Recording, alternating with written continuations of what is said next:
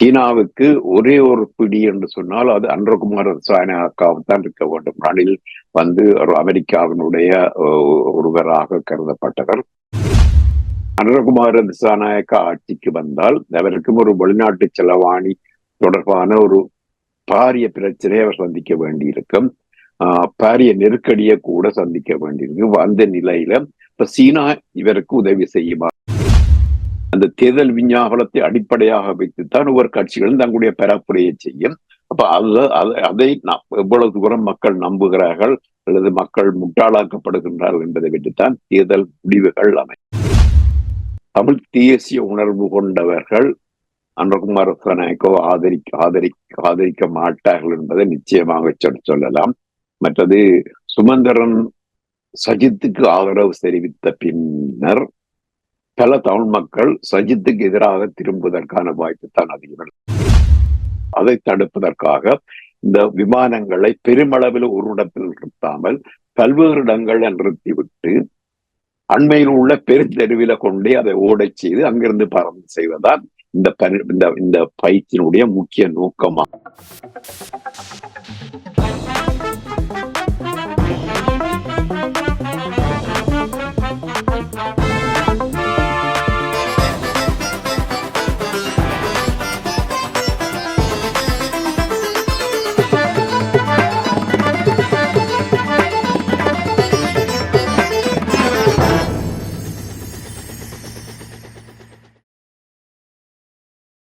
அனைத்துலக உயிரோடை தமிழ் ILC தமிழோடு இணைந்திருக்கிறீர்கள். உலக நகர்வுகள் நிகழ்ச்சியில் இணைந்திருக்கிறீர்கள். உயிரோடை தமிழில் உலக நகர்வுகள் நிகழ்ச்சியில் எங்களோடு வேல்தர்மா அவர்கள் இணைந்து உலக நகர்வுகளை அவதானித்து ஒவ்வொரு செவ்வாய் பிரித்தானிய நேரம் 8 மணி பிரதான செய்திகளை தொடர்ந்து இடம்பெறும் நிகழ்ச்சியாக உலக நகர்வுகள் இடம்பெறுகின்றது. கலையத்தில் வேல்தர்மா அவர்கள் இணைந்திருக்கின்றார். வணக்கம் வேல்தர்மா அவர்களே. வணக்கம் தனாஞானி. வணக்கம் நேயர்களே. இன்றைய உலக நகர்வுகள் நிகழ்ச்சியில் முதலில் நாங்கள் இலங்கை தீவில் நடைபெற இருக்கின்ற அரசு தலைவருக்கான தேர்தல் தொடர்பான விடயங்களை பார்ப்போம். அதில் முக்கியமாக உங்களுக்கு தெரியும் 4 முனை போட்டி என்று கூறுகிறார்கள். சமீபத்தில் வந்த செய்திகளை பார்க்கும் பொழுது அனுரகுமார திசாநாயக்கா மற்றும் சஜித், அதனைத் தொடர்ந்து ரணில், அதனைத் தொடர்ந்து நாமல் ராஜபக்ஷ அந்த வரிசையில் இருக்கிறார்கள் என்ற விடயங்கள் பேசப்படுகின்ற இந்த நேரத்தில் கடந்த வாரம் நாங்கள் உரையாடும் பொழுது அல்ல 2 வாரங்களுக்கு முன்னதாக உரையாடும் பொழுது நீங்கள் கூறினீர்கள் அமெரிக்கா விரும்பும் அரசு தலைவருக்கான வேட்பாளர் ரணில் இல்லாமல் இருக்கக்கூடிய ஒரு நிலைமை ஏற்பட்டிருக்கின்றது போல் தெரிகிறது. அதுக்கு காரணம் என்னவென்றால் அங்கே முக்கிய பத்திரிகைகளில் அனுரகுமார திசாநாயக்கா தொடர்பாக கட்டுரைகள் இணைத்திருக்கிறார்கள் என்ற விடயங்களை நீங்கள் கூறிக்கொண்டு வந்தீர்கள். இன்று நான் உங்களிடம் கேட்க இருக்கின்ற விடயம் என்னவென்றால் அனுரகுமார திசாநாயக்காவை பின்னணியில் சீனா இயங்குவதாக கூறப்படுகின்றது. இது தொடர்பாக எப்படி பார்க்கிறீர்கள் என்று எங்களுடைய உறவுகளுக்கு கூறுங்கள். சீனாவுடைய இலங்கையுடனான சீனாவின் உறவை பார்ப்போம் என்று சொன்னால் பண்டாரநாயக்கா அவர்கள் தலைமை அமைச்சராக வந்த பின்னர்தான் அமெரிக்கா சீனாவுக்கும் இலங்கைக்கும் இடையிலான அரசுறவியல் உறவு ஏற்படுத்தப்பட்டது. தூதுவரங்கள் திறக்கப்பட்டன. அந்த பண்டாரநாயக்கா ஆட்சிக்கு வந்த பின்னர்தான் அதை அப்போதைய ஐக்கிய தேசிய கட்சியினர் அதை கடுமையாக எதிர்த்து இருந்தனர். ஆனால் பின்பு ஐக்கிய தேசிய கட்சியினர் ஆட்சிக்கு வந்த போது கூட சீனாவுடனான உறவை அவர்கள் முடித்துக் கொள்ள விரும்பவில்லை. அப்படி உருவம் செய்ததில்லை. சீனாவுடன் அவர்களும் ஐக்கிய தேசிய கட்சியினரும் ஒரு காத்திரமான உறவை பேணி கொண்டுதான் வந்தார்கள். மற்றது சீனாவிடமிருந்து அப்போது அரிசி வாங்குவது இலங்கை பொருளாதாரத்துக்கு ஒரு முக்கியமான ஒன்றாக இருந்தபடியால் ஐக்கிய தேசிய கட்சியும் சீனாவுடனான உறவை ஒருபோதும் முறிக்க முயலவில்லை. சீனா தற்போது இலங்கையில ஒரு பெரும்பளவு முதலீட்டை செய்து கொண்டு வருகின்றது. நமக்கு தெரியும். அதில் முக்கியமாக எல்லோராலும் பேசப்படுவது ஹம்பாந்தோட்டை துறைமுகம் உண்டு. அது தற்போது சீனாவுக்கு சொந்தமான ஒன்றாகிவிட்டது. மற்றது கொழும்பு துறைமுகத்தினுடைய பிரதான முனையம் கூட சீனாவினுடைய முகாமைத்துவத்தினும் உரிமையிலும் தான் அது இருக்கின்றது. மற்றது வேறு பல திட்டங்களை 2009 ஆண்டுக்கு பின்னரும் முன்னரும் கூட பல்வேறு திட்டங்களை இலங்கையில சீனா முன்னெடுத்து வருகின்றது. 2009 ஆண்டுக்கு பின்னர் அந்த ஏனை நெடுஞ்சாலை புனரமைப்புன்றதுல 302 மில்லியன் செலவை சீனா செய்திருந்தது. இப்ப இந்த சீனா இலங்கையில செய்கின்ற முதலீடுகள் திட்டங்களை பார்ப்போம் சொன்னால் அது ஒரு மிகவும் முக்கியத்துவம் வாய்ந்த திட்டம் சொன்னால் இந்த பண்டாரநாயக்கா மாநாட்டு மண்டபம், அது ஸ்ரீமாவுடைய ஆட்சி காலத்துல பண்டாரநாயக்கா நினைவாக கட்டப்பட்ட ஒரு மண்டபம். அந்த மண்டபத்தில் தான் கூட்டுச்சேரா நாடுகளுடைய மாநாடு இலங்கையிலே முதல் முறையாக முதன்முறைதான் நடந்தது. அது ஒரு ஒரு நல்ல தரம் மிக்க மண்டபமாகத்தான் அது கருதப்படுகிறது. தென்னிந்திய பாடகரான SP பாலசுப்ரமணியம் அங்கு வந்து பாடிய போது சொல்லியிருந்தார், தான் பாடிய மண்டபங்கள்ல உலகிலே மிகவும் சிறந்த மண்டபம் அது என்று. அது நினைக்கிறேன் 70கள்ல அவர் சொல்லியிருந்தார். அப்படிப்பட்ட சிறந்த மண்டபம் 80கள்ல இருக்கலாம். பிறகு பல்வேறு திட்டங்களை தற்போது இலங்கையில சீனா செய்து வருகின்றது. குருநாகலையில ஒரு தண்ணீர் விநியோக நிலையம், அது 79 மில்லியன். நுரைச்சோலையுள்ள மின்சார நிலையம் 891 மில்லியன். அது கொழும்பு கட்நாயக்கா அந்த விரைவு பாதை 248 மில்லியன். கொழும்பு லோட்டஸ் டவர் என்று சொல்லப்படுகின்ற அந்த உயர்ந்த கோபுரம் 104 மில்லியன். இப்படி மற்றது மத்தள விமான நிலையம், மாத்தறையில இருந்து கொழும்புக்கான நெடுஞ்சாலை, மாத்தறையில இருந்து கதிர்காமத்துக்கான நெடுஞ்சாலை, மற்றது கழுகங்க திட்டம், இப்படி பலவற்றை சீனா பல மில்லியன்கள் செலவில் செய்து வருகின்றது. பெரும்பாலானவை இலங்கைக்கு சீனா கடன் கொடுத்து அந்த கடன் அடிப்படையில செய்யப்பட்டதாகத்தான் இருக்கின்றது. இப்ப அது சீனாவுக்கும் இலங்கைக்கும் இடையிலான உறவு. சீனாவுக்கும் நம் JVP என்று சொல்லப்படுகின்ற பொதுஜன பெரமுனை அல்லது மக்கள் விடுதலை முன்னணிக்கும் இடையிலான தொடர்பை பார்த்தோம் சொன்னால், அதனுடைய நிறுவனர் ரோஹண விஜயவீரா சீன சார்பு பொது உடைமை கட்சியில தோழர் சண்முகதாசனுக்கு கீழான் அவர் இயங்கி வந்தவர். பின்பு அவர் ஒரு இலங்கையிலே ஒரு படை கலனேந்திய ஒரு புரட்சியை செய்ய வேண்டும் என்ற எண்ணத்தில் அவர் முனைப்பாக நின்ற போது சண்முகதாசன் அவருக்கு சொல்லியிருக்கிறார், இந்த ஒரு புரட்சி செய்வதற்கான சூழல் இன்னும் உருவாகவில்லை, மக்கள் மத்தியில் அதற்கான எழுச்சி மனப்பாங்கு இல்லை, தற்போது அது இல்லை என்று அவர் தடுத்தபடியாலும், மற்றது சண்முகதாசன் தலைமையில் இருந்தோடு தான் சிங்கள மக்கள் மத்தியிலே தான் பிரபலம் அடைய முடியாது என்பதாலும் அவர் தன்னுடைய ஜனதா விமுக்தி பெரமுனையை ஆரம்பித்து, அவர் உண்மையில அவர் அடிப்படையில் ஒரு மாவோயிஸ்டாக இருந்தாலும் பின்னர் தன்னை ஒரு செகுவேராவினுடைய ஒரு ஒரு ஒரு வழியில் செல்பவராக, அப்போது JVP இயக்கத்தை கூட செகுவேரா மூவ்மெண்ட் என்றுதான் அப்போது இலங்கையிலே பலரும் சொல்லிக் கொண்டு வந்தார்கள். அந்த போட்டி அந்த புரட்சிக்கு சீனா எந்த விதத்திலும் உதவவில்லை. ஆனால் அப்போது பல செய்திகள் காட்டப்பட்ட சீனாவினுடைய உதவி இருந்தார்கள் செய்கின்ற. மாறாக சிறிமா பண்டாரநாயக்கோட அரசுக்கு பல்வேறு படைக்கலங்களை சீனா அப்போது வழங்கி வந்தது. அப்ப அந்த வகையில பார்க்கும்போது இலங்கையில இப்படி ஒரு பொது உடைமை புரட்சி ஏற்பட்டு அந்த வகையான இன்னொரு தலையீடுவை அப்போதைய சீனா விரும்பவில்லை. பின்னர் இந்த முதலீடுகள் யாவும் அவருடைய ஒரு வர்த்தக நோக்கத்துக்காகவும் கேந்திரவாய நோக்கத்துக்காகவும், மற்றது படைக்கலன்களை அதாவது இலங்கை அமெரிக்காவுடைய அல்லது இந்தியாவுடைய கைக்கு போகக்கூடாது என்ற அடிப்படையில் தான் சீனா செய்யப்பட்டு வருகின்றது. அப்ப ஜனதா விமுக்தி பெரமுனையினுடைய தலைவரை அதாவது அனுரகுமார் திசாநாயக்கா சீனா சென்று சீனாவில் கூட சந்திப்பை மேற்கொண்டிருந்தார். சீனாவுடைய பன்னாட்டு உறவு அந்த துணை அமைச்சரை கூட அனுரகுமார் திசாநாயக்கா சந்தித்து உரையாடி இருந்தார். அப்ப சீனாவுக்கு ஒரே ஒரு பிடி என்று சொன்னால் அது அனுரகுமார் திசாநாயக்காவுத்தான் இருக்க வேண்டும். ரணில் ஒரு அமெரிக்காவினுடைய ஒருவராக கருதப்பட்டவர். மற்றது சஜித் ஒரு அரசியல்ல ஒரு அனாதை போல நின்றார். பன்னாட்டு அரங்க பொறுத்தவரை அவர் ஒரு அனாதை போலத்தான் நின்றார். அவரை ஆதரிக்க பெருமளவில் சீனாவும் முன்வரவில்லை, அமெரிக்காவும் முன்வரவில்லை. அப்ப அந்த நிலை சஜித்துக்கான ஆதரவு தற்போது இந்தியாவிடமிருந்து பெருமளவு கிடைப்பதாக நம்பப்படுகின்றது. அப்ப இந்த நிலையில அனுரவுக்கும் சீனாவுக்கும் இடையில ஏதோ ரகசிய தொடர்புகள், கொடுக்கல் வாங்கல்கள் போன்றவை இருக்கின்றன. அவர் ஆட்சிக்கு வந்தாலும் அவர் அமெரிக்காவுக்கு ஆதரவாக நடப்பதிலும் பார்க்க, இந்தியாவுக்கு ஆதரவாக நடப்பதிலும் பார்க்க, சீனாவுக்கு ஆதரவாக நடப்பார் என்றுதான் சொல்லலாம். அது மட்டுமல்ல, இந்த பொது வேட்பாளர் அந்த அணியில முக்கிய ஆளாக இருக்கின்ற ஜோதிலிங்கம் அவர்கள், சட்டத்தரணி ஜோதிலிங்கம் அவர்கள் அண்மையில் ஒரு பேட்டியில சொல்லியிருந்தார், அந்த பொது வேட்பாளர் பற்றி சொல்லுகின்ற போது இந்தியா சொன்னது என்று சொல்லி, நீங்கள் ஒரு பொது வேட்பாளரை நிறுத்தினால் அது அனுரவுக்கான வெற்றி வாய்ப்பை அதிகரிக்கும் என்றபடியால் நீங்கள் அதை பற்றி சிந்தித்து செயற்படுங்கள் என்று இந்திய தூதுவர் இந்த பொது வேட்பாளர் தொடர்பானவர்களை சொல்வதப்ப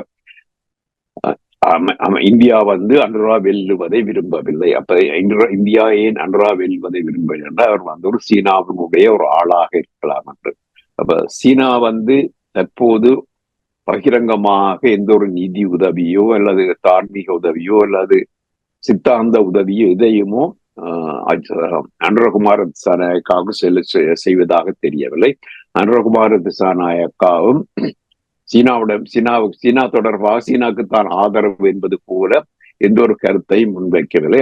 ஆனா அனுரகுமார திசாநாயக்காவிற்கு வெளிநாடுகளில் வாழுகின்ற சிங்களவர்களினுடைய நிதி உதவி பெருமளவு கிடைப்பதாக சொல்லப்படுகின்றது.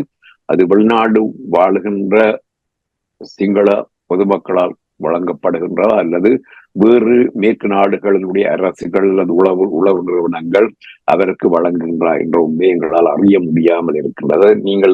மக்கள் தான் அதை ஊகித்து பார்த்து கொள்ள வேண்டும்.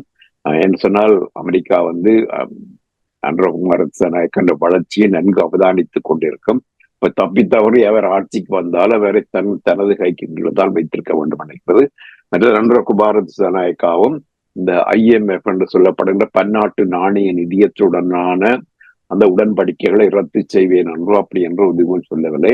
ஆனா அனுரகுமார திசாநாயக்கா ஆட்சிக்கு வந்தால் அவருக்கும் ஒரு வெளிநாட்டு செலவாணி தொடர்பான ஒரு பாரிய பிரச்சனையை அவர் சந்திக்க வேண்டியிருக்கும்.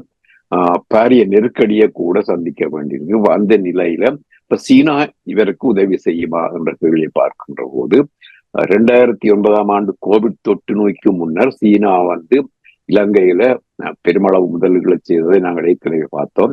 அதற்கு பின்னர் 2009 கோவிட் தொற்று நோய்க்கு பின்னர் இலங்கையில சீனா புதிய எந்த ஒரு முதலீடையும் செய்யவில்லை. தற்போது நிலுவையில் இருக்கின்ற கொலம்பு போர்ட் சிட்டி அது 2027ஆம் ஆண்டு தான் நிறைவேற்றப்படும் என்று இந்த கால நீடிப்பு கூட செய்திருக்கின்றது. தற்போது சீனா வெளிநாடுகளில் செய்கின்ற முதலீடுகள்ல கேந்திரவாய் நோக்கங்களை ஒரு பக்கம் வைத்துவிட்டு கமர்ஷியலி பீசிபிள் ஒரு வர்த்தக ரீதியாக பொருளாதார ரீதியாக நன்மை தரக்கூடிய லாபம் தரக்கூடிய திட்டங்களைத்தான் அதிகம் முதலீடு செய்கின்றது. அப்ப அனுரகுமார திசாநாயக்காவுக்கு ஒரு காத்திரமான அதாவது அமெரிக்காவுடைய அல்லது இந்தியாவுடைய உதவியின்றி அவர் தானாக செயற்படக்கூடிய வகையில் எந்த ஒரு நிதி உதவியும் முழுக்க சீனாவிடமிருந்து அவர் எதிர்பார்க்க முடியாது. மற்றவர்களைப் போல அவர்களும் சீனாவும் ஏற்கனவே செய்தது போல சில உதவிகளை கடன்களை வழங்கலாம். ஆனா உதவிகள் பெருமளவில் கிடைக்காது, கடன்கள் சில கிடைக்கலாம். மற்றது தற்போது இந்த ஏற்கனவே இலங்கை பெற்ற கடன் அதுல பெரும் பகுதி கணிசமான பகுதி சீனாவுடைய மேக்சிம் வங்கியிலிருந்து தான் இலங்கை பெற்றிருந்தது. அந்த மேக்சிம் வங்கி தற்போதுதான் முதலாக இலங்கைக்கு கொடுத்த கடன் கொடுத்தவர்கள்ல முதல் முறையாக அந்த கடனை மீள் கட்டமைப்பு செய்கின்ற நிகழ்ச்சியை ஆரம்பித்துள்ளது. அதற்கான செயற்பாட்டை சீனாவுடைய மேக்சிம் வங்கி ஆரம்பித்துள்ளது.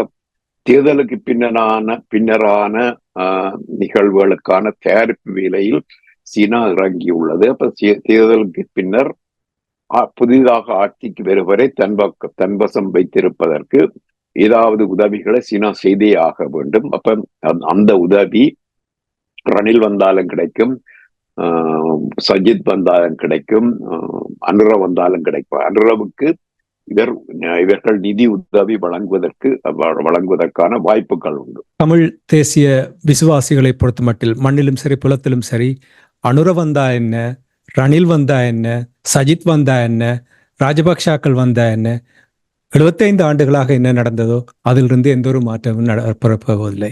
அப்ப யார் வந்தாலும் எல்லாம் ஒன்றுதானே என்பதைத்தான் மண்ணிலிருந்து அங்கே களத்திலிருந்து தமிழ் பொது வேட்பாளருக்கு ஆதரவாக செயல்படுகிறவர்களுடைய கருத்துக்கள் அமைந்து கொண்டிருக்கின்றது. எனவே இந்தியாவினுடைய பேச்சாளர் எதை கூறினா என்ன, இந்தியாவினுடைய தூதுவர் எதை கூறினா என்ன, அவர்களால் ஒரு மாற்றத்தை ஏற்படுத்த முடியாமல் இருக்கிறது. அவர்களே கொண்டு வந்த 13வது திருத்தச் சட்டத்தை நடைமுறைப்படுத்த முடியவில்லை. அது தமிழ் மக்களுடைய நிலைப்பாடு. இனி சீனா தொடர்பாக நீங்கள் இப்பொழுது கூறும்பொழுது சீனாவை பொறுத்த மட்டிலும் அதே மாதிரியான நிலைப்பாடு. அதாவது ராஜபக்சாக்களோடு எவ்வளவு நெருக்கமாக இருந்தார்கள். ரணில் விக்ரமசிங்க ஆட்சியில் இருந்த பொழுது 2014ஆம் ஆண்டு போர்ட் சிட்டிக்கு கையொப்பமிட்டவர் ரணில் விக்ரமசிங்க அவர்கள். அவர்கள் யாரோடும் வேலை செய்வதற்கு தயாராக இருக்கிறார்களா? என்னுடைய கேள்வி என்னவென்றால், சீனா யார் வந்தாலும் அதை பொருட்படுத்தவில்லை, அவர்களோடு நான் ஏதோ ஒரு விதத்தில் நெருங்கி வேலை செய்வேன் என்ற ஒரு கொள்கையோடு அவர்கள் இருக்கிறார்களா? கடந்த காலத்தில் பார்க்கின்ற போது ஐக்கிய தேசிய கட்சி ஆட்சிக்கு வந்தால் என்ன, ஸ்ரீலங்கா சுதந்திர கட்சி ஆட்சிக்கு வந்தால் என்ன, இரண்டு தரப்பினருடன் சீனா நல்ல உறவைத்தான் பேண விரும்பியது. அதைத்தான் தொடர்ந்து செயற்படுத்த விரும்பியது. ஆனால் அந்த கேந்திரோபாய விட்டுக் கொடுப்புகளை ஐக்கிய தேசிய கட்சியிலோ அல்லது அமெரிக்க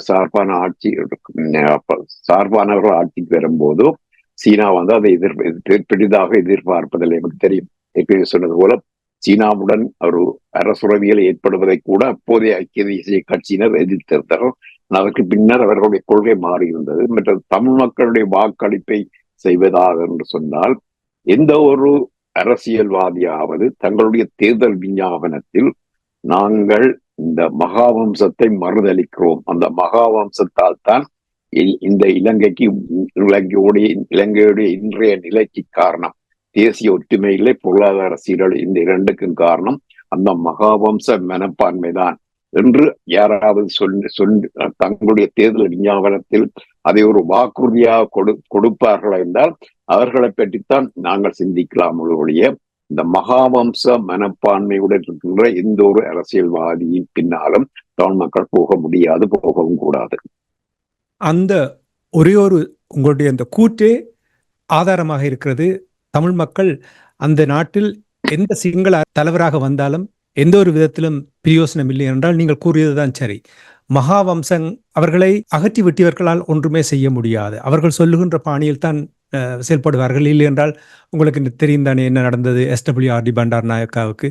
அதே நிலைப்பாடுதான் வரும் என்பதை நாங்கள் கூறலாம். இனி இப்ப அனுரகுமார திசாநாயக்கா வெற்றி பெற்றால் அமெரிக்கா, உங்களுக்கு நீங்கள் கடந்த வாரம் அல்ல 2 வாரங்களுக்கு முன்னதாக அவர்களுடைய ஒரு முடிவெடுக்க முடியாமல் இருக்கின்றது. அமெரிக்காவாக இருக்கட்டும், இந்தியாவாக இருக்கட்டும், யாருக்கு முழுமையாக ஆதரவு வழங்க வேண்டும் என்ற ஒரு முடிவெடுக்க முடியாமல் இருக்கின்ற நிலைமையை அவதானிக்கக்கூடியதாக இருக்கின்ற நேரத்தில் அனுரா வெற்றி பெற்றால் அமெரிக்காவினுடைய ஆதரவின்றி அனுரா ஆட்சி நடத்துவதற்கு சீனா உதவும் என்று நீங்கள் நம்புகிறீர்களா? அனுரா ஆட்சிக்கு வந்தால் அனுராவை தனது பக்கம் எப்படி இழுப்பது என்ற அடிப்படையில் தான் அமெரிக்கா தன்னுடைய காய்களை நகர்த்தி கொண்டிருக்கும்.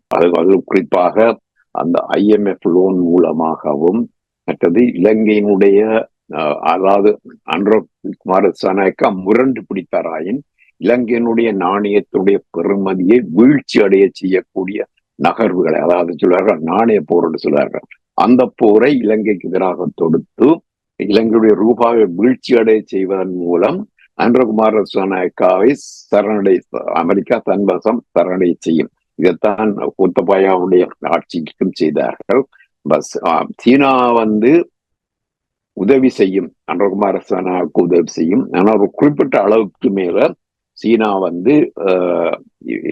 இலங்கைக்கு இந்த முழுமையான ஆதரவு, அதாவது அனுரகுமார திசாநாயக்கா தனித்து நின்று தனிய சீனாவுடைய உதவியுடன் மட்டும் ஆட்சியை கொண்டு போகக்கூடிய வகையில் அது சீனாவுடைய உதவி அனுரகுமார திசாநாயக்காவுக்கு கிடைக்காது. ஒரு குறிப்பிட்ட அளவு உதவி தான் கிடைக்கும். அதை இவ்வளவு சொல்ல முடியாது. அந்த அவ்வப்போது அவருடைய ஆட்சியை எதிரான ஒரு போராட்டம் பெறாமல் இருப்பதற்கான உதவியை சீனா செய்யும். நன்றி வேல்தர்மா அவர்களே. அனுராவுடைய அவர் வெற்றி பெற்றால் எவ்வாறான நிலைமை என்ற விடயங்களை நீங்கள் கூறியதற்காக நன்றி. இனி இன்னும் ஒரு விடயத்தை நான் உங்களிடம் கேட்க விரும்புகின்றேன். என்று செய்தி வந்திருந்தது என்னவென்றால், தமிழரசு கட்சியினுடைய தலைவர் மாவை சேனாதிராஜா அவர்கள், உண்மையிலே இவர்கள் எல்லாம் என்னென்று இவ்வளவு காலம் அரசியலில் இருக்கிறார்கள் என்று நான் எப்பொழுதுமே கேள்வி எழுப்பிய வண்ணமே இருப்பேன். அதாவது வேட்பாளர்களின் விஞ்ஞாபனங்களை ஆராய்ந்து தமிழரசு கட்சி விசேட குழு விரைவில் அறிக்கை வெளியிடுமாம் என்று இன்று வவுனியாவில் நடந்த கூட்டத்தில் கூறியிருக்கின்றார். இவர்கள் எல்லாம் இவ்வளவு காலம் தாக்கு பிடித்தார்கள் இந்த அரசியல் என்பது அவ்வளவுக்கு ஏமாத்தி கொண்டிருக்கிறார்கள் என்ற அந்த கேள்வி கேட்காமல் இருந்து விட்டோம் என்று சிந்திக்க தோன்றுகின்றது. ஆனால் என்னுடைய கேள்வி என்னவென்றால், ஒரு தேர்தலில் கட்சிகளுடைய விஞ்ஞாபனம் அதனுடைய முக்கியத்துவம் என்ன? மேனிஃபெஸ்டோ தான் ஆங்கிலத்தில் சொல்வார்கள். அதனுடைய அடி லத்தீன் சொல் மேனிஃபெஸ்டம். என்ற சொல்லி நமது மேனிஃபெஸ்டம் என்றால் லிஸ்ட் ஆஃப் ஃபேக்ட்ஸ், அதாவது அந்த உண்மைகளின் அல்லது தகவல்களின் பட்டியல். அப்ப ஒரு சில தகவல்கள் பட்டியல் தான் இந்த தேர்தல் விஞ்ஞாபனம். இப்ப அதுல அந்த ஒரு குறிப்பிட்ட கட்சி அது என்ன கொள்கையுடன் அது இயங்குகின்றது, அதனுடைய நம்பிக்கைகள் என்னென்ன, அதனுடைய உந்து சக்திகள் என்னென்ன போன்றவற்றை வரையறுத்து வார்த்தைகள்ல கொடுப்பதுதான் இந்த தேர்தல் விஞ்ஞாபனம் என்று சொல்லப்படும். அப்போ அது காலத்திற்கு காலம் பல விதமான மாற்றங்களுக்கு அது உள்ளாகி கொண்டிருக்கு. ஒரு தேர்தல் விஞ்ஞாபனத்துல சொல்லப்படுபவை அந்த கட்டாயம் நிறைவேற்றப்படும் என்று சொல்ல முடியாது. நிறைவேற்றப்படும் என்று எந்த ஒரு கட்டாயம் இல்லை, சட்ட ரீதியான கட்டாயங்கள் எதுவும் இல்லை. ஆனால் ஒரு ஜனநாயக நாட்டில பல்வேறு கட்சிகள் தேர்தலில் போட்டியிடும் போது ஒவ்வொரு கட்சியும் என்ன கொள்கையை கொண்டுள்ளன என்று என்பதை அந்த தேர்தல் விஞ்ஞாபனத்தில் தான் வெளியிடுவார்கள். தாங்கள் வெற்றி பெற்றால் எதை செய்வோம், என்னென்ன சட்டங்களை நிறைவேற்றுவோம், என்னென்ன திட்டங்களை நிறைவேற்றுவோம் போன்றவற்றை அந்த தேர்தல் விஞ்ஞாபனத்தில் வெளியிடுவார்கள். பின்பு அந்த அரசியல் ஆய்வாளர்களும் ஊடகங்களும் பல்வேறுபட்ட அந்த கட்சிகளுடைய அந்த மேனிஃபெஸ்டோவை ஆராய்ச்சி செய்து இது இப்படி இருக்கின்ற, இது எப்படி இருக்கின்ற, இதை செய்தால் விளைவு என்னவாக இருக்கும். இப்ப இந்த கட்சி சொல்லுகின்றது தாங்கள் வரியை அதிகரிப்போம், வரியை அதிகரித்தால் எப்படி மக்களுக்கு சுமை வரும். இன்னொரு கட்சிகள் வரியை குறைப்போம் என்று, வரியை குறைத்தால் பொருளாதாரத்தில் என்ன பாதிப்பு ஏற்படுத்து அது மீண்டும் போய் மக்களை பாதிக்கும். இப்படிப்பட்டவற்றையெல்லாம் அந்த அரசியல் ஆய்வாளர்களும் ஊடகங்களும் தான் மக்களுக்கு தெரிவிக்கொண்டு ஒவ்வொரு கட்சிகளுடைய தேர்தல் விஞ்ஞாபனத்தை வைத்து.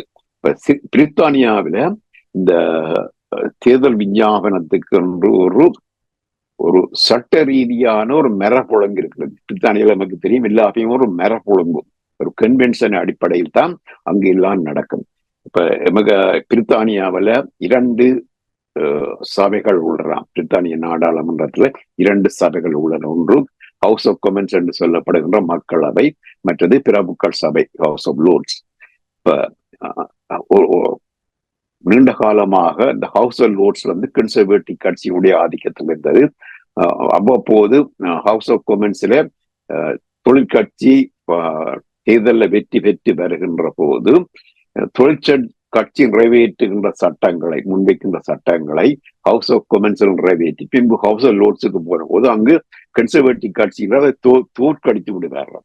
அப்ப மக்களால் தெரிவு செய்யப்பட்ட சபை, ஹவுஸ் ஆஃப் லோர்ட்ஸ் மக்களால் தெரிவு செய்யப்பட்டது அல்ல.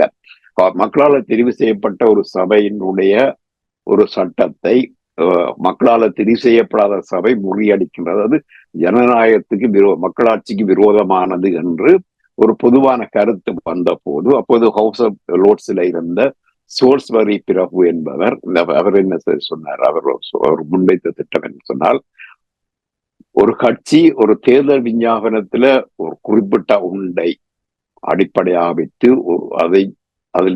அந்த அடிப்படையில் வெற்றி பெற்று அந்த நாடாளுமன்றத்தில் அந்த சட்டத்தை நிறைவேற்றுகின்ற போது அதற்கு எதிராக ஹவுஸ் ஆஃப் லோர்ட்ஸ் எந்த ஒரு நடவடிக்கையும் எடுக்கக்கூடாது என்று சொன்னா, மக்களால் முன்வைக்கப்பட்ட தேர்தல் விஞ்ஞாபனத்துல உள்ள திட்டத்தின்படிதான் இந்த சட்டம் பெறுகிறது. அப்ப இது மக்களால் முன்வைக்கப்படுகின்ற சட்டம், அதை நாங்கள் எதிர்க்கக்கூடாது என்றப்ப அந்த அளவில் அந்த தேர்தல் விஞ்ஞாபனம் முக்கியத்துவம் பெறுகின்ற ஒரு நாடாக பிரித்தானியா இருக்கிறது. இப்ப இலங்கையை பொறுத்தவரை தேர்தல் விஞ்ஞாபனங்கள் அவ்வப்போது வந்து கொண்டுதான் இருக்கும். 1977 ஆண்டு தேர்தல் விஞ்ஞாபனத்துல தமிழ் அப்போது டிவில கொண்டு சொல்லப்படுகிற தமிழர் ஐக்கிய விடுதலை முன்னணியுடைய தேர்தல் விஞ்ஞாபனம் தாங்கள் ஒன்றவின் தனி ஈழம் அமைப்போம் என்றதான் முக்கியமாக பெற்றது. அதான் முதல் முறையாக தமிழ் மக்கள் தேசமாக ஒன்று திரண்டு வாக்களித்த நிகழ்வு என்று கூட சொல்லலாம். ஆனால் அது நிறைவேற்ற முடியுமா என்பதை பற்றி பின்னர் இதுவரையில அது நிறைவேற்றப்படவில்லை. சிங்கள கட்சியில பொதுவாக இலங்கை, இந்தியா போன்ற நாடுகளை தேர்தல் விஞ்ஞாபனத்துல சொல்லுபவை நிறைவேற்றப்படுவது மிக மிக குறைவான ஒன்றாகத்தான் இருக்கும். தேர்தல் விஞ்ஞாபனத்தை மக்கள் வாசிப்பதும் இல்லை. இப்ப பிரித்தானியாவில தேர்தல் விஞ்ஞாபனம் ஆரம்ப காலத்துல மிகவும் குறுகியதாகும். இப்ப 1940களில் வந்த தேர்தல் விஞ்ஞாபனங்கள்ல 7 ஆகக்கூடியது 7 வாக்குறுதிகள் தான் இருக்கும். இப்ப தற்போது வருகின்ற தேர்தல் விஞ்ஞாபனங்கள்ல 150க்கும் மேற்பட்ட வாக்குறுதிகள் இருக்கின்றன என்று கூட சொல்லப்படுகிறது. இந்த முறை அன்றகுமார திசாநாயக்காவினுடைய NPP கட்சியினர் முன்வைத்த தேர்தல் விஞ்ஞாபனம் தான் இலங்கையிலே வரலாற்றிலே மிகப்பெரிய தேர்தல் விஞ்ஞாபனம் என்று சொல்லப்படுகிறது. 800க்கும் மேற்பட்ட சொற்களும் பல்வேறு பக்கங்களையும் கொண்ட ஒரு தேர்தல் விஞ்ஞாபனம் என்று சொல்லப்படுவது. அதை அன்றகுமார திசாநாயக்காவே முழுமையாக வாசித்திருப்பாரோ தெரியவில்லை. எழுதினவர்கள் எழுதி கொடுத்திருப்பார்கள். இப்ப தேர்தல் விஞ்ஞாபனத்தினுடைய முக்கியத்துவம் வந்து இதுதான். அதை அடிப்படையாக வைத்து மக்கள் வாக்களிக்க வேண்டும். அந்த தேர்தல் விஞ்ஞாபனத்தை அடிப்படையாக வைத்துத்தான் ஒவ்வொரு கட்சிகளும் தங்களுடைய பரப்புரையை செய்யும்.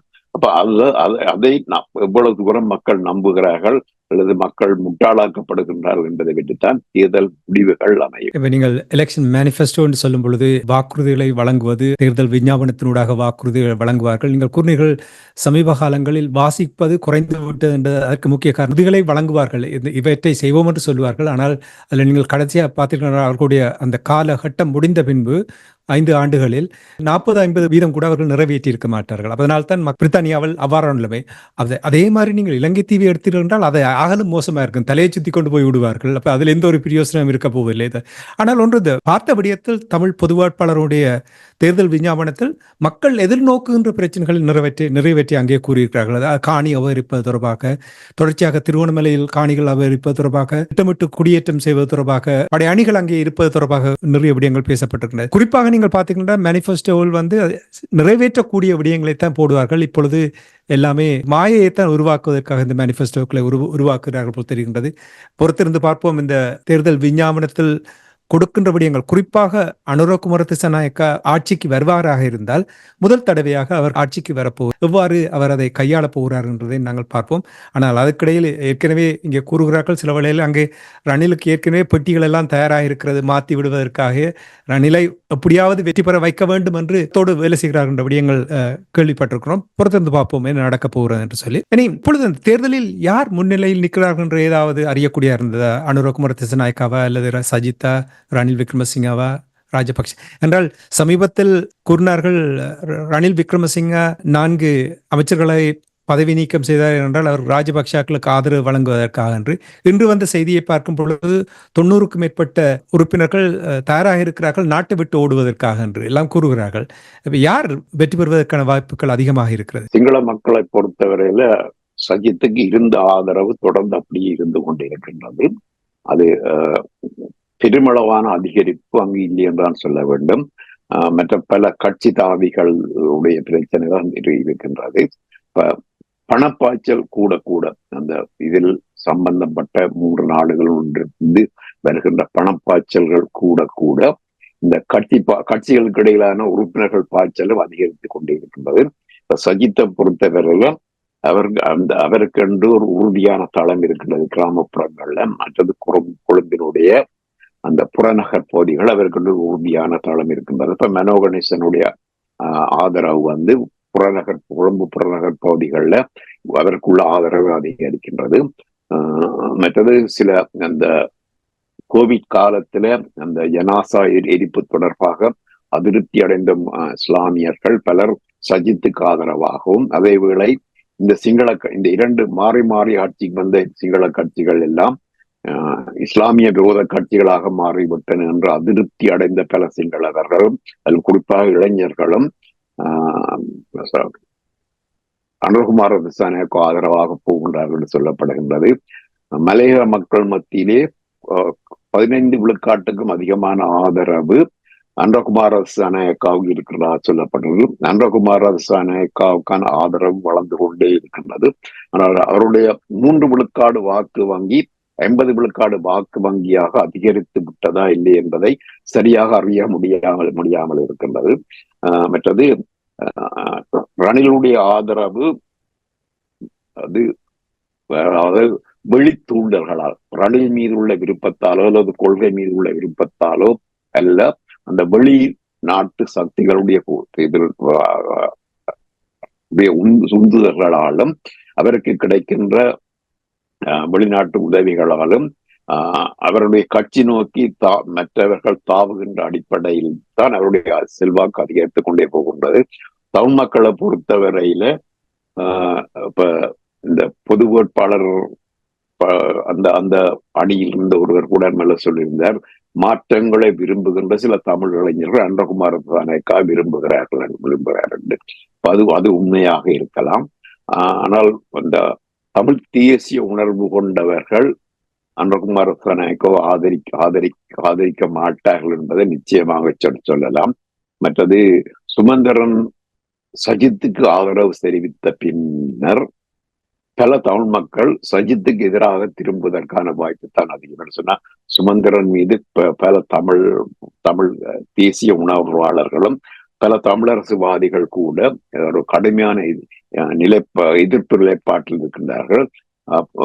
அப்படி எல்லாவற்றை கூட்டி கழித்து பார்க்கின்ற போது அனுராவுக்கான ஆதரவு பெருகிக் கொண்டும் சஜித்துக்கான ஆதரவு நிலையாகவும் ரணிலுக்கான ஆதரவு ஒரு செயற்கையாக தூண்டப்பட்ட வகையில் அதிகரித்துக் கொண்டே போகின்றது.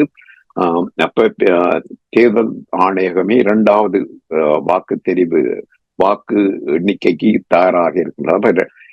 இந்த இன்னும் அடுத்த 10 நாட்களுக்குள் செப்டம்பர் 21ஆம் தேதி தேர்தல் நடக்கும் முன்னர் சஜித்தும் ரணிலும் தங்களுடைய ஆதரவாளர்களுக்கு நீங்கள் உங்களுடைய 2வது தெரிவை மற்றவருக்கு போடுங்கள், அதாவது சஜித் சொல்ல வேண்டும் உங்களுடைய 2வது தெரிவை நீங்கள் ரணிலுக்கு வழங்குங்கள் என்று. அதே போல ரணில் தன்னுடைய ஆதரவாளர்கள் சொல்ல வேண்டும் உங்களுடைய 2வது தெரிவை சஜித்துக்கு வழங்கல். இப்படி செய்வதன் மூலம் அவர்கள் அன்றகுமார திசாநாயக்காவை தோற்கடிக்க முயலாம்.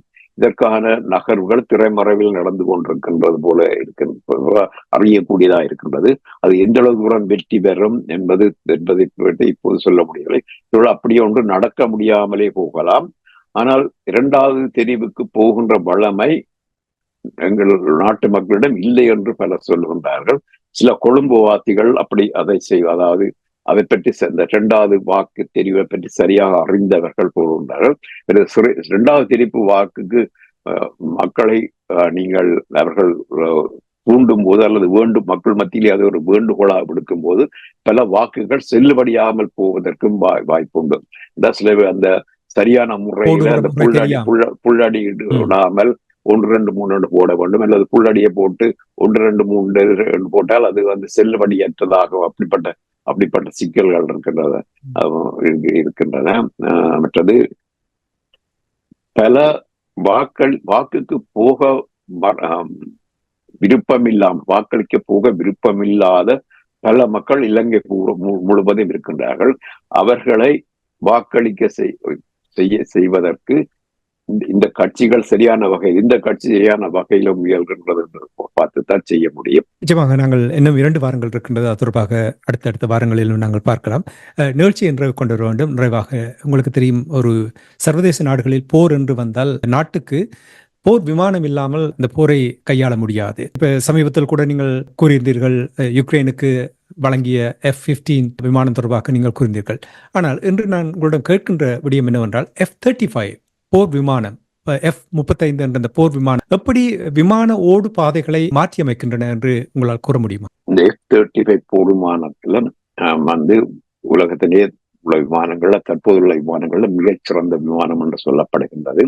அதுல அந்த உற்பத்தியில அமெரிக்கா தலைமையில வேறு பல நாடுகள் அமெரிக்கா தலைமையில ஈடுபட்டுத்தான் அந்த விமானத்தை உற்பத்தி செய்கின்றன. நோர்வே, ஆஸ்திரேலியா, நெதர்லாந்து, ஐக்கிய ராஜ்யம், இத்தாலி, தென்கொரியா, Japan, Israel, Denmark, Canada, Finland, Germany, Singapore ஆகிய தொழில்நுட்பத்துல முன்னாடி இருக்கின்ற நாடுகள் இணைந்துதான் இந்த F-35 என்ற போர் விமானத்தை உருவாக்கின. துருக்கியும் அதில் இருந்தது. பின்பு அது விலக்கப்பட்டு விட்டால் மீளவும் இணைக்கப்படுவதற்கான வாய்ப்புகள் தற்போது உள்ளன. இந்த F-35 போர் விமானங்கள்ல 3 வகையான போர் விமானங்கள் இருக்கின்றன. ABC என்று ஒன்று அமெரிக்காவுடைய, அதாவது ஒன்று வான்படைக்கென்று முழுக்க பாதிக்கக்கூடியது, 2வது கடற்படையினரும் பாதிக்கக்கூடியது, 3வது விமானம் தாங்கி கப்பல்கள் பாதிக்கக்கூடியது. இந்த F-35A என்ற விமானம் அதான் இந்த ஓடு பாதை முழுமையாக ஓடு பாதை தேவைப்படுகின்ற விமானமாக இந்த F-35A இருக்கின்றது. F-35C வந்து விமானம் தாங்கி கப்பல்கள் இருந்து ஒரு சிறிய தூரம் மட்டும் ஓடிவிட்டு வான் நோக்கி பறந்து செல்லும். தரை இறங்குவதாயின் அது ஹெலிகாப்டரை போல அப்படியே வந்து நிலத்துல இறங்கும், ஓடாமற்குள்ள அப்படியே வந்து இறங்கும். இப்ப செப்டம்பர் மாதம் 6ஆம் தேதி பிரித்தானிய வான்படையினர் தங்களுடைய F-35A என்ற ஒரு விமானத்தை, அதுக்கு வந்து ஓடுபாதை தேவைப்படுகின்ற ஒரு விமானம், அதை பின்லாந்துல வைத்து, பின்லாந்துல உள்ள ஒரு நகரத்துல வைத்து அங்குள்ள பெருந்தெருக்கள்ல ஓட செய்து வான் நோக்கி பார்ப்போம். ரன்வே வந்து இல்லாமல் ஹைவேயில கொண்டே வச்சு எந்த இடத்துலயும் வச்சு, எந்த ஒரு ரோட்லயும் வச்சு அதை வந்து பறக்க செய்கின்றது. அதுல ஹொசினோ ஹைவே என்ற இடத்துல, பின்லாந்தில் உள்ள ஹொசினோ ஹைவே என்ற இடத்துல அந்த பயிற்சி பிரித்தானிய விமானப்படையில செய்தது. அதாவது பெருந்தெருவில இருந்து, மோட்டவே மாதிரி பெருந்தெருவில இருந்து அல்லது ஹைவேயில இருந்து அந்த விமானங்கள் அதுல ஓடி, அதான் ரன்வே மேல பாய்ச்சி ஓடி பறக்க செய்வது. இதுல 3 விஷயங்கள் காணிக்கும். முதலாவது, ஏன் இந்த பின்லாந்தை அவர்கள் தெரிவு செய்தார்கள் ஏன்னு சொன்னால், அண்மையில நேட்டோவில் இணைந்த நாடு ரஷ்யாவோட நீண்ட எல்லையை கொண்ட ரஷ்யாவுக்கு அண்மையிலான நாடு. அதுதான் முதலாவது காரணம். 2வது காரணம், தற்போதைய சூழல்ல ரஷ்யாவை அடக்க வேண்டிய ஒரு நிலைமை பிரித்தானியாவை கொண்டு, பிரித்தானிய வான்படைகள் பிரித்தானியாவிலே இருந்து ரஷ்யா மீது தாக்குதல் செய்ய முடியாத அளவுக்கு தொலைவில் இருக்கின்றார்கள். அதனால இந்த F-35A ரேஞ்ச் வந்து 1000 மைல்கள், 1000 கிலோமீட்டர் வரையில் தான் உள்ளது. அப்ப பின்லாந்துல இருந்து பறந்து சென்றுதான் ரஷ்யாவில இலகுவாக தாக்குதல் செய்ய முடியும். மற்றது, இப்ப பொதுவாக ஒரு வான்படை என்று சொன்னால் அது வந்து ஒரு வான் தளத்தை இருக்கும், ஒரு வான்படை தளம் இருக்கும். அந்த தளத்துல விமானங்கள் பாதுகாப்பாக நிறுத்தி வைக்கப்பட்டிருக்கும். சில நிலத்தீக்கள் நிறுத்தி வைத்த பிறகு ரன்வேயில அது ஓடி சென்றுதான் போகிறது. கிட்டத்தட்ட ஒரு 18 முதல் 20 விமானங்கள் ஒரே அடியாக பறந்து, ஒரு ஸ்கர்டன் என்று சொல்றார்கள். அப்ப அவைகள் திறந்து தாக்குதல். இப்ப ஒரு குறிப்பிட்ட இடத்துல பல விமானங்கள் இருக்கின்றன. அப்ப 1967ஆம் ஆண்டு நடந்த 6 நாள் போர்ல இஸ்ரேலுக்கும் எகிப்துக்கும் மற்ற அரபு நாடுகளுடைய அந்த வான்படை போர்ல இஸ்ரேலுடைய விமானங்களை அந்த தளத்திலேயே வைத்து அழித்து விட்டு தாங்கள் போரை நடத்துவோம் என்றுதான் எகிப்து முன்னது. ஆனால் இஸ்ரேல் முன்கூட்டியே தாக்குதல் செய்து எகிப்தினுடைய விமானப்படையை முற்றாக அழித்து விட்டது அவர்களுடைய வான்படத்திலேயே. அப்ப ஒரு குறிப்பிட்ட இடத்துல பல விமானங்களை வைத்திருந்தால், இப்ப வான்படை தளம் சொன்னால் எங்கெங்க இருக்கின்றது தெரியும். அதை அவர்கள் தொலைதூர ஏவுகணைகள் மூலமோ அல்லது வானிலிருந்து வருகின்ற தாக்குதல் மூலமோ அவர்கள் அழித்து விடலாம். அப்ப அதை தடுப்பதற்காக இந்த விமானங்களை பெருமளவில் ஒரு இடத்தில் நிறுத்தாமல் பல்வேறு இடங்களை நிறுத்திவிட்டு அண்மையில் உள்ள பெருந்தெருவில கொண்டே அதை ஓடச் செய்து அங்கிருந்து பறந்து செய்வதால் இந்த பயிற்சியினுடைய முக்கிய நோக்கமாக இருக்கின்றது. அப்ப முதலாவது, பின்லாந்து தெரிவு செய்து ரஷ்யாவுக்கு அண்மையாக இருப்பதற்காக. மற்றது, இந்த தெருக்களில் இந்த போர் விமானங்களை பாவிக்கின்ற பயிற்சி ஏற்கனவே இது அமெரிக்கா பல இடங்கள்ல செய்திருக்கிறது.